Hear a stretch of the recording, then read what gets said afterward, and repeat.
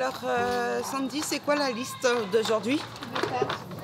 Des pâtes. C'est toujours Sandy, 13 ans, qui gère la liste des commissions, car sa mère ne sait ni lire ni écrire.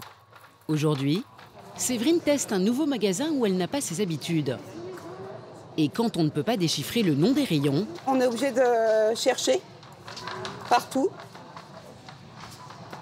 pour trouver. Là, c'est pour les voitures, à mon avis. Là, c'est pour les poêles. Ah, les pâtes sont là. Toursade. Ah, c'est les toursades. Torsade. Voilà les yaourts, là. à force, Séverine a développé certaines astuces. Quand je prends des yaourts, j'essaye de retrouver le dessin. Logo, sachets transparents Voilà, ou photos sont des indices importants pour un illettré perdu dans le labyrinthe du supermarché. la bolognaise. Et pour la composition des produits, la présence de Sandy est indispensable. Viande bovine cuite. D'accord. Comme j'ai Sandy, ça va, c'est plus pratique. Dépendre d'une tierce personne pour les petites choses du quotidien. Un tribut lourd à payer quand on est illettré.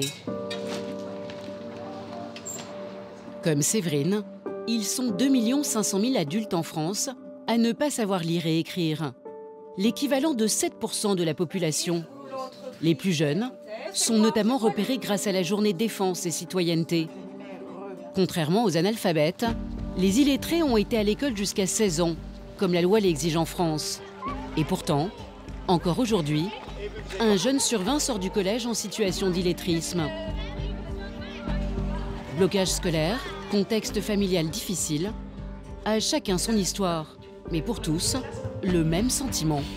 On le vit comme une souffrance, quelque chose qui nous ronge un peu tous les jours. On ne peut pas se sentir bien sur cette terre si on ne sait pas bien lire et écrire.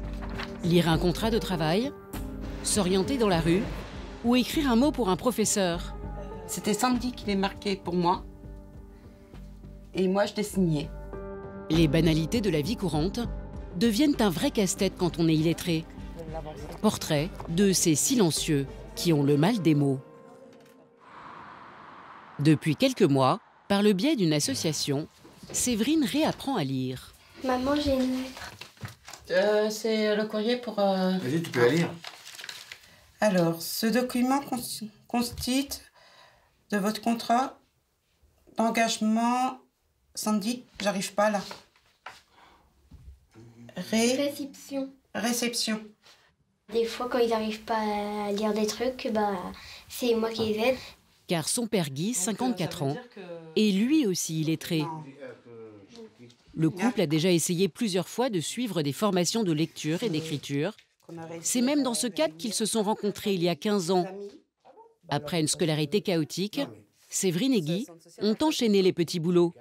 Alors pour leur fille, ils rêvent d'un autre avenir.